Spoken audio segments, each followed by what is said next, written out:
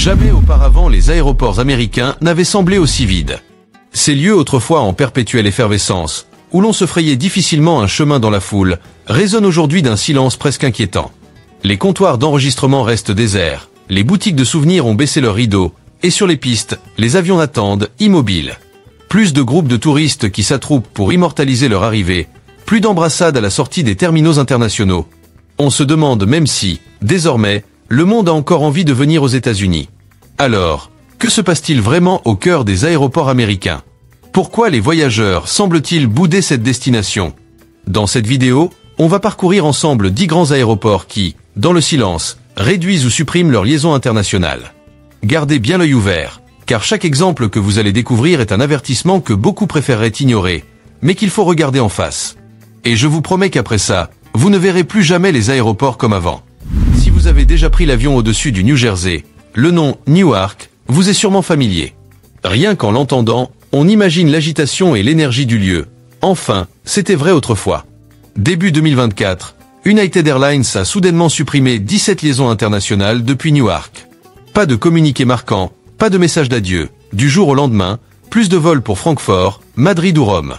En quelques mois seulement, le trafic international y a chuté de près de 40% rien qu'au premier trimestre 2025. À première vue, pour un aéroport de cette taille, ce chiffre peut sembler gérable. Mais si l'on fait le calcul, c'est comme si on effaçait l'intégralité du flux de voyageurs internationaux pendant 2 mois entiers de haute saison estivale. Imaginez un mois de juillet avec l'animation d'un mois de janvier. Alors, qu'est-ce qui se cache derrière cette chute? Certains pointent du doigt l'explosion des prix du carburant. D'autres avancent que les touristes européens hésitent désormais à venir à cause de procédures de visa compliquées et de coûts exorbitants. Peut-être que Newark a tout simplement perdu de son attrait aux yeux du monde. Ce qui est sûr, c'est que cette baisse n'est pas un accident soudain, mais le résultat d'un enchaînement de causes. Un propriétaire de café dans le terminal confiait: « Depuis 3 mois, je n'ai pas réussi à dégager le moindre bénéfice. Il y a moins de passants, moins d'arrêts, moins de tout. » On pourrait croire que quelques vols en moins ne changent pas grand-chose, mais plus de 2000 emplois directs et indirects dépendent de l'activité de Newark. Si la tendance se poursuit, c'est tout l'écosystème de services autour de l'aéroport qui risque de se contracter rapidement. N'oublions pas qu'un aéroport, ce n'est pas seulement un lieu de passage, c'est un pivot pour le commerce, le tourisme et même les échanges culturels. Et quand ce pivot s'use, c'est toute la porte qui menace de ne plus fonctionner.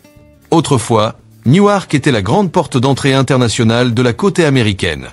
Aujourd'hui, il ressemble davantage à un long couloir aux lumières tamisées qui débouche sur un vide glacial. Est-ce juste une parenthèse ou bien le signe d'un retrait discret des États-Unis de la scène mondiale? D'ailleurs, avez-vous déjà voyagé depuis Newark? Si vous y retournez, pensez-vous le reconnaître? Partagez vos souvenirs en commentaire, et si ce sujet vous intéresse, mettez un j'aime pour soutenir ce travail. Et si Newark semble se refroidir, dans le Midwest, un autre aéroport perd quelque chose d'encore plus précieux que des passagers. Direction Chicago O'Hare. Jadis considéré comme le plus grand hub de correspondance d'Amérique du Nord, où un décollage avait lieu toutes les 30 secondes, il faut aujourd'hui parfois attendre une demi-heure pour n'entendre que le roulement discret d'une valise ou le soupir de quelques voyageurs fatigués. À la mi-2025, les arrivées internationales à O'Hare ont chuté de 65% par rapport à l'avant-pandémie. Et ce qui frappe, ce n'est pas seulement le chiffre, mais la manière dont les grandes compagnies se sont retirées, presque sur la pointe des pieds. Air France a tout bonnement supprimé son vol Paris-Chicago. Lufthansa a réduit sa ligne depuis Francfort, un trajet qui, autrefois, reliait quotidiennement hommes d'affaires et touristes entre l'Amérique et l'Allemagne. Résultat, un habitant de Lyon qui veut rendre visite à sa fille dans l'Illinois doit désormais effectuer 2 escales, par Londres puis Dallas. Les prix des billets ont bondi de 65%, mais l'expérience de voyage, elle, a perdu en confort et en rapidité. Une infirmière à la retraite racontait, les larmes aux yeux: « Je voulais aller en France pour voir mon petit-fils nouveau-né. J'ai réservé 3 fois, et 3 fois, mon vol a été annulé ou repoussé. » Un billet pour l'étranger depuis Chicago dépasse maintenant les $2000. Oui, il reste toujours les appels en visioconférence, mais ça ne remplace pas le contact réel. Ce n'est pas qu'elle n'ait pas envie de voyager, c'est surtout que les avions ne semblent plus vouloir l'emmener. La pandémie de 2019 a déjà emporté beaucoup de choses, et elle a aussi mis en lumière une fracture grandissante entre l'Amérique et l'Europe. Les visas sont plus compliqués à obtenir, les contrôles de sécurité plus intrusifs, et la confiance entre les deux continents plus fragile que jamais. Chicago, autrefois symbole d'échanges mondiaux, se retrouve au milieu, mais n'est plus vraiment un choix privilégié. Si vous vous souvenez de la dernière fois où vous avez pris un vol international depuis le Terminal 5, l'image est sûrement différente d'aujourd'hui. À présent, ce sont juste quelques chariots chargés de valises immobiles sous une lumière blanche. Les haut-parleurs annoncent un embarquement, mais personne ne monte à bord. OR, le cœur du transport international du Midwest, se replie doucement, laissant place à des destinations intérieures jugées plus sûres. Sommes-nous en train de fermer notre pays? Pas avec des barrières physiques, mais par absence de flux. Et vous, avez-vous déjà voyagé via Chicago OR? Qu'est-ce qui a changé selon vous? Partagez vos impressions en commentaire. Vos témoignages dessinent la vision la plus complète de la situation. Cap maintenant vers le sud des États-Unis, jadis porte d'entrée vers l'Amérique latine, et qui, lui aussi, perd peu à peu son souffle international. Direction Miami. Miami, ce n'est pas seulement la plage, le rythme de la salsa et un mojito à la main. C'est aussi l'endroit où des millions de voyageurs venus de toute l'Amérique du Sud venaient passer des vacances, retrouver leur famille ou réaliser un rêve. Mais aujourd'hui, cette grande porte est en train de se refermer.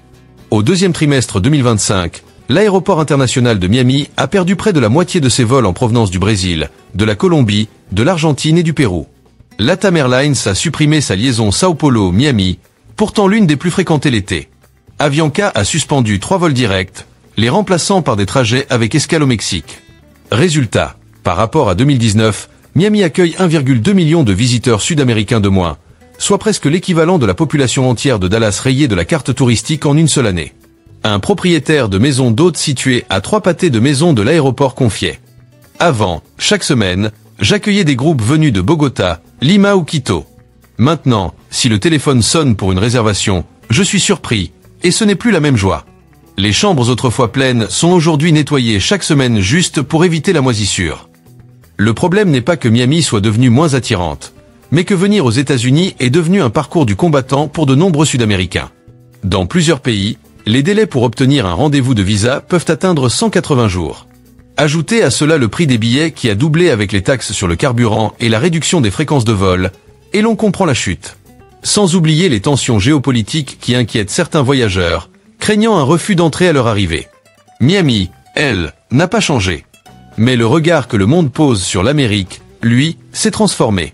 Autrefois chaleureuse et ouverte, la ville ressemble aujourd'hui à une belle maison, verrouillée derrière 3 mots de passe. Là où l'on voyait des touristes photographier South Beach, on trouve désormais des sièges vides dans la salle des douanes. Et vous, que pensez-vous de cette évolution? Une ville comme Miami, avec sa richesse culturelle et ses liens entre le Nord et le Sud, peut-elle perdre son rôle international? N'est-ce pas une fermeture silencieuse plutôt qu'annoncée? Avez-vous déjà mis les pieds à Miami? Trouvez-vous que l'ambiance a changé? Si Miami refroidit même sous le soleil tropical, à l'autre bout du pays, sur la côte ouest, un aéroport autrefois symbole du lien avec l'Asie perd lui aussi de sa vitalité. Direction Los Angeles, et son célèbre LAX. LAX, c'est le cœur battant de la côte ouest.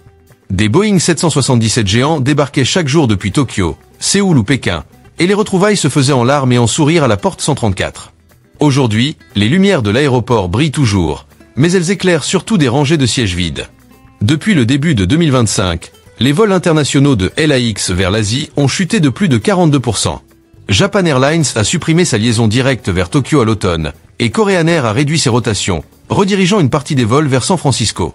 En 6 mois, LAX a accueilli 750 000 voyageurs asiatiques de moins qu'à la même période en 2019. C'est comme si une ville entière de la taille d'Honolulu avait disparu de ses arrivées internationales. Pourquoi? Les prix explosent. En 1 an et demi, un aller-retour Séoul-Los Angeles a grimpé de 85%. La concurrence d'aéroports comme San Francisco ou Seattle détourne aussi certaines lignes. Et puis, il y a cette inquiétude latente, tension politique, sentiment de discrimination, qui rendent certains touristes d'Asie de l'Est moins enclins à venir. Un expert aérien le résume ainsi. Quand une ville internationale cesse d'être facilement accessible, elle cesse d'être internationale.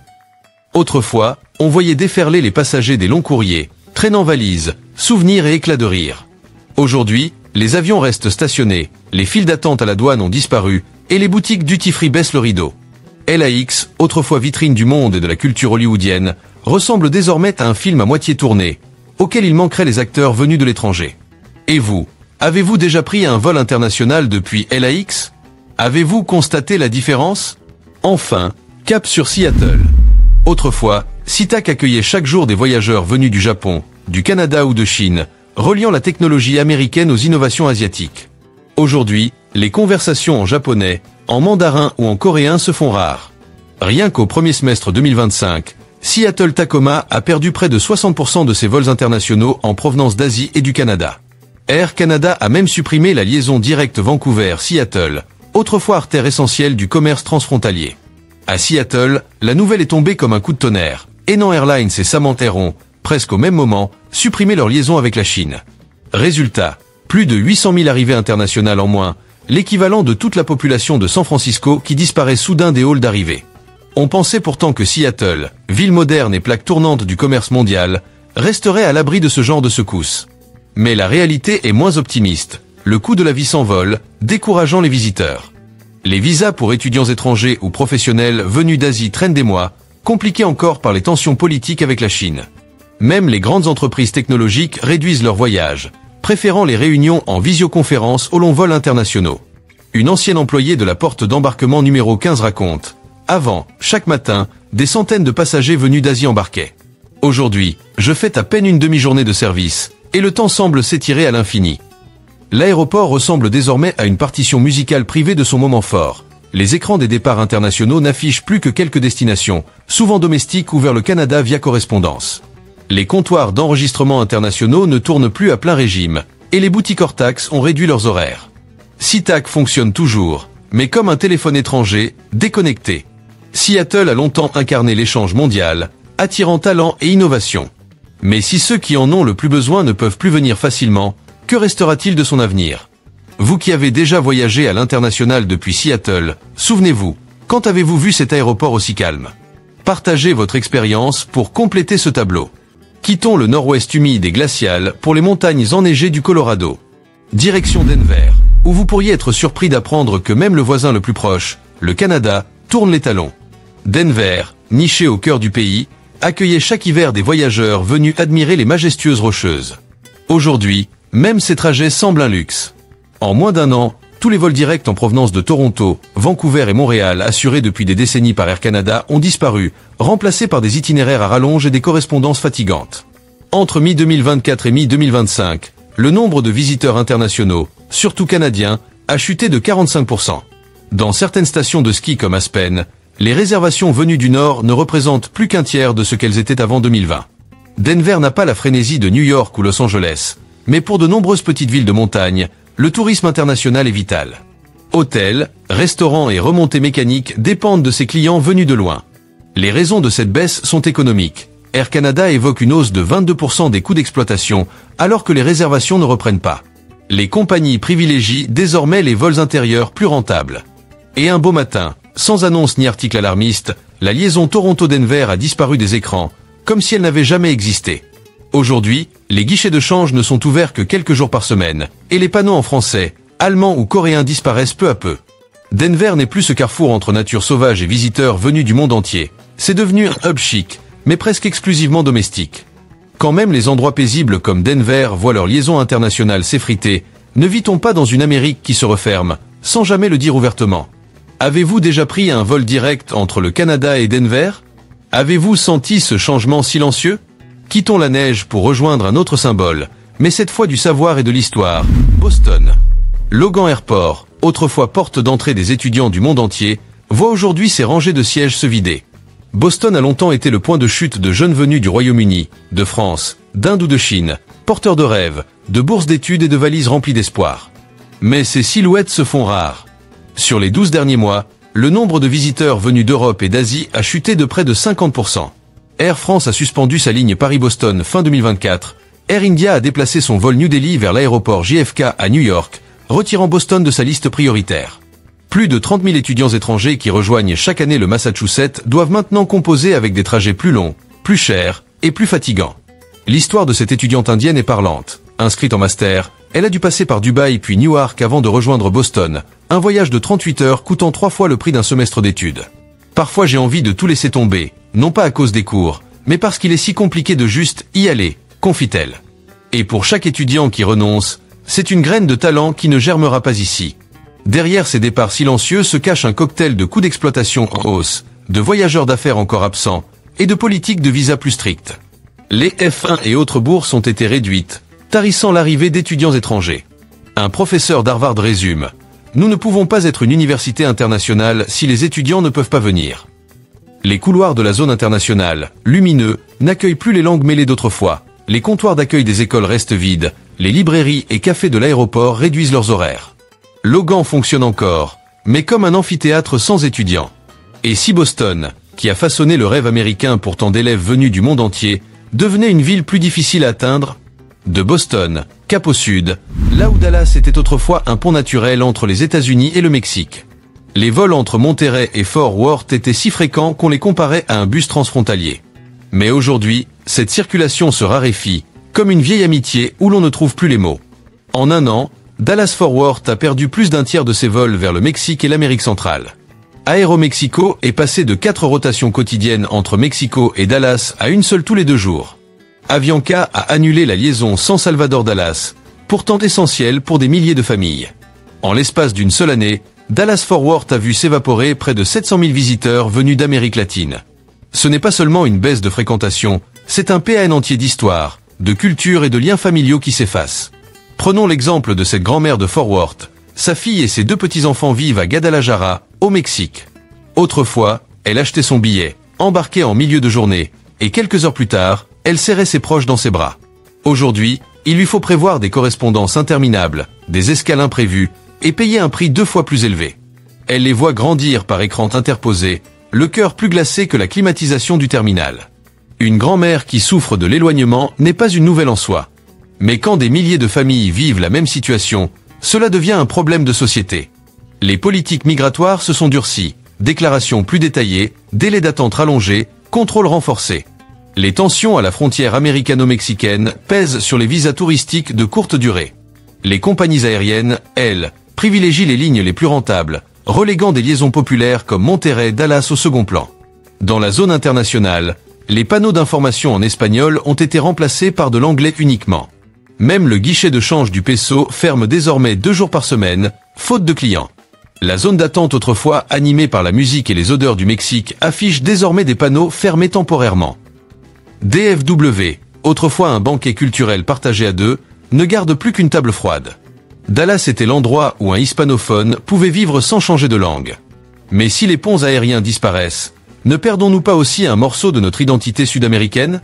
Des plaines texanes, cap maintenant sur Atlanta, jadis l'aéroport le plus fréquenté du monde. Une plaque tournante du sud-américain, point d'escale pour d'innombrables voyages transocéaniques, notamment vers l'Afrique et le Moyen-Orient. Aujourd'hui, vous pouvez traverser à pied les portes internationales à 800 croisés âmes qui vivent. Non pas parce que le terminal s'est agrandi, mais parce que les passagers se font rares.